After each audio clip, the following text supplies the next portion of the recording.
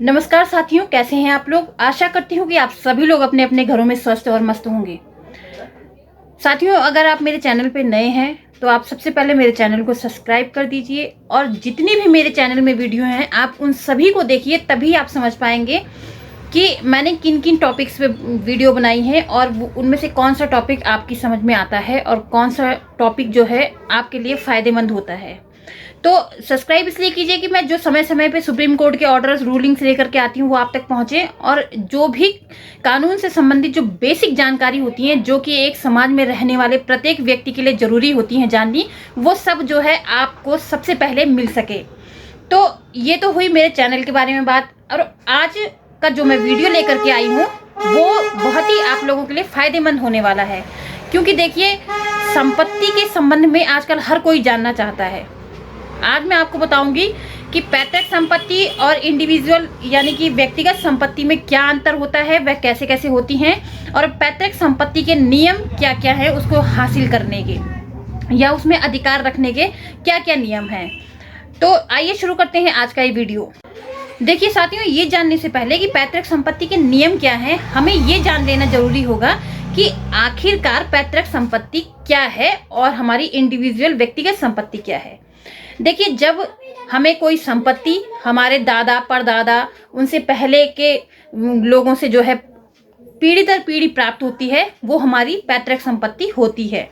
और जैसे ही जो है कोई व्यक्ति गर्भ में भी अगर कोई बच्चा आ जाता है तो उसका जो है गर्भ में आने से ही जो है उस पैतृक संपत्ति में अधिकार निर्धारित हो जाता है। पैतृक संपत्ति यानी कि जो हमें अपने पूर्वजों से प्राप्त हुई है वो पैतृक संपत्ति है, और जो हमने स्वयं खरीदी है, जो स्वयं अर्जित की है, वह हमारी इंडिविजुअल यानी कि व्यक्तिगत संपत्ति है। जो भी मैंने जो है अपनी इनकम से अपने पैसे से खरीदा है वो हमारी जो है इंडिविजुअल व्यक्तिगत संपत्ति है, हमारी स्वअर्जित संपत्ति है। लेकिन जो मुझे मेरे दादा से, मुझे पिता से, दादा से, परदादा से प्राप्त हुई है वो हमारी जो है पीढ़ी दर पीढ़ी प्राप्त होने वाली संपत्ति को जो है हम पैतृक संपत्ति कहते हैं। इसमें एक बहुत बारीक अंतर होता है सर साथियों, जो कि आप लोगों को जानना जरूरी भी है और कई लोगों को इसका पता भी नहीं है। देखिए, जब भी कोई पैतृक संपत्ति किसी के नाम से गिफ्ट कर दी जाती है, दान कर दी जाती है, रजिस्ट्री कर दी जाती है, तो वो फिर उस व्यक्ति की इंडिविजुअल संपत्ति हो जाती है, न कि वो पैतृक संपत्ति रहती है। इसको एग्जाम्पल के तौर पे मैं आपको समझाऊंगी।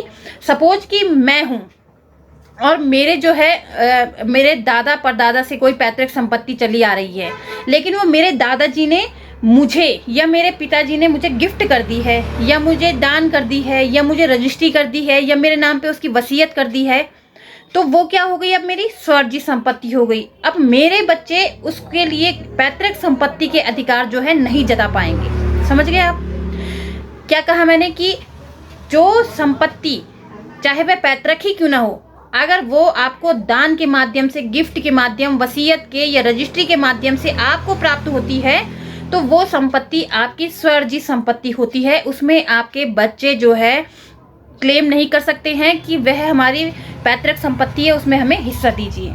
ठीक बात। अब देखिए, एक और बारीक सा अंतर होता है कि कई लोगों को ये डाउट होता है कि भाई पैतृक संपत्ति है, हमारी दादा परदादा की संपत्ति है, तो इसमें जो है मुझे अब जैसे किसी लड़की का मायका है, उसके मायके से अगर पैतृक संपत्ति के लिए जो है उसको रजिस्ट्री के माध्यम से उसको दे दी जाए या उसको जो है दान के माध्यम से दे दी जाए, तो वो उस लड़की की फिर स्वअर्जित संपत्ति कहलाएगी, न कि उसकी पीढ़ी दर पीढ़ी वाली संपत्ति कहलाएगी। तो साथियों, यही एक बेसिक अंतर होता है जो कि समझना बहुत ज़रूरी होता है। कई लोग इसमें भी डाउटफुल रहते हैं कि पैतृक संपत्ति तो है, जैसे हमने कहा कि भाई नहीं, ये तो मेरे दादाजी ने मुझे गिफ्ट करी थी, मुझे वसीयत करी थी, मुझे दान, मुझे रजिस्ट्री करी थी। तो उसमें भी कई लोगों को ये होता है कि दान करी थी तो क्या हो गया भैया, इसमें कोई बड़ी बात नहीं है, ये तो हमारी पैतृक संपत्ति है, हम इसमें हिस्सा लेंगे, हम इसको पैतृक मानते हैं और इसमें मेरे बच्चे का हिस्सा भी है। नहीं, यदि कोई भी पैतृक संपत्ति किसी घर में किसी को भी दान की जाती है, रजिस्ट्री के माध्यम से, दान के माध्यम से, गिफ्ट के माध्यम से या वसीयत के माध्यम से, तो वो उस व्यक्ति की व्यक्तिगत स्वअर्जित भूमि कहलाती है, स्वर्जीय संपत्ति कहलाती है। तो ये सबसे बड़ा अंतर और सबसे जरूरी बात आपको मैंने बताई है, जो कि आपने ध्यान रखनी है। साथियों, अब मैं आपको बताऊंगी कि वो कौन कौन से 5 अधिकार हैं, वो कौन कौन से 5 राइट्स हैं जो आपको पैतृक संपत्ति में हिस्सा दिलाते हैं।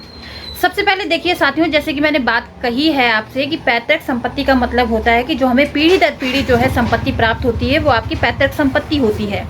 अब जैसे ही किसी बच्चे का जन्म होता है तो वैसे ही जो है तुरंत उस संपत्ति में उस बच्चे का अधिकार जो है स्वतः ही आ जाता है। इसके लिए इसकी आवश्यकता नहीं होती है कि वो बच्चा 18 साल का होगा या एडल्ट हो जाएगा उसके बाद उसको संपत्ति में अधिकार मिलेगा, ऐसा जरूरी नहीं है। जैसे ही किसी बच्चे का जन्म होता है तो वैसे ही पैतृक संपत्ति में उसका अधिकार स्वतः ही हो जाता है। ये सिर्फ पैतृक संपत्ति के लिए साथियों मैं आपको बता रही हूँ। इंडिविजुअल संपत्ति के लिए मैं अगली वीडियो बनाऊंगी तो आप उसको जरूर देखिएगा। लेकिन पैतृक संपत्ति में सबसे जरूरी है कि जैसे ही किसी बच्चे का जन्म होता है वैसे ही उसका अधिकार उसमें जो है स्वतः ही उसे मिल जाता है। उसके लिए उसको 18 साल का वेट करने की जरूरत नहीं पड़ती है। हाँ, ये हो सकता है कि अगर उसे अधिकार नहीं दिया जा रहा है तो उसके नाम से जो है वह कोर्ट केस तभी करेगा जब वो 18 साल के ऊपर हो जाएगा, यानी कि वो बड़ा हो जाएगा, तभी वो कोर्ट केस कर सकता है। लेकिन अगर वह 18 साल से कम का है और वह 18 साल का है या नहीं है, अगर उसके यहाँ कोई विवाद नहीं है तो उसका जो है अपनी पैतृक संपत्ति में पहले ही उसके जन्म लेते ही अधिकार बन जाता है। और चूंकि वो छोटा रहता है तो उसके अधिकार उसके पिता के नाम से सुरक्षित रहते हैं। जैसे दादाजी की जमीन है तो दादाजी के बाद उसके पिता के नाम आएगी, और पिता की जमीन है तो पिता के बाद जो है उसके बेटे के नाम आएगी। तो ये सबसे पहला रूल है पैतृक संपत्ति का। साथियों, दूसरा अधिकार है देश की बेटियों के लिए। देखिए 2005 में एक सुप्रीम कोर्ट का बहुत अहम फैसला आया, और ये फैसला, ये बात जो है काफी सालों से अटकी पड़ी थी कि क्या पैतृक संपत्ति में बेटियों को हिस्सा देना चाहिए या नहीं देना चाहिए।